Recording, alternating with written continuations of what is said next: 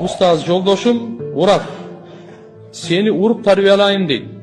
Kaşa aytsaң ele öldürüp koyam деп. Uşu şariatка туура келеби?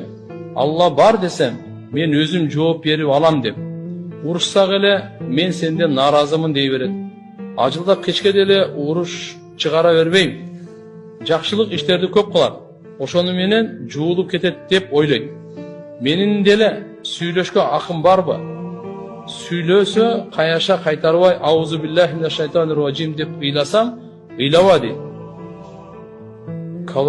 Колобка карава деп урушат дейт. Колобка деген экен.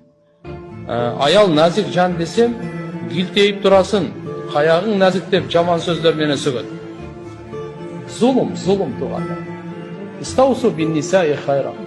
Пайгамбарыбыздын осуятын унутпайлы, урматтуу эркектер.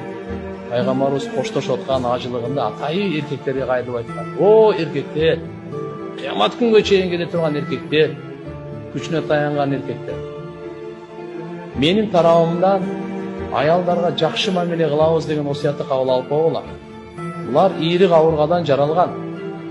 Түздөйүм деп аракет кыла берсең, бейиштик аял кылам депчи сындырып аласың. Болбойт анда. Кыйшыктыгы менен сабыр кылып жашагыла деп пайгамбарыбыз айтып койгон. Ар бир аялда өзүнө жараша кичине кемчилдиги болот. Ошо кемчилдигине сабыр кылып жашоону өткөрүш керек болот. Мына зулумдук, анан жакшы иштерди кылсам эле кечирилип кетет, кечирилбейт. Адамдын укугу бул. 10 мечит салыңыз. 100 суу чыгарыңыз, кудук чыгарыңыз. Бирок аялды урганыңыздын ал күнөөсү менен алар кечирилип кетпейт, билип коюңуз. Таң атчак тең Куран окуп чыгыңыз.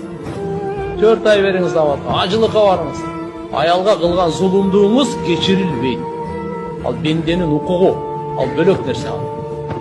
Ошон үчүн алданып калбайлы да, мындай кылбайлы да.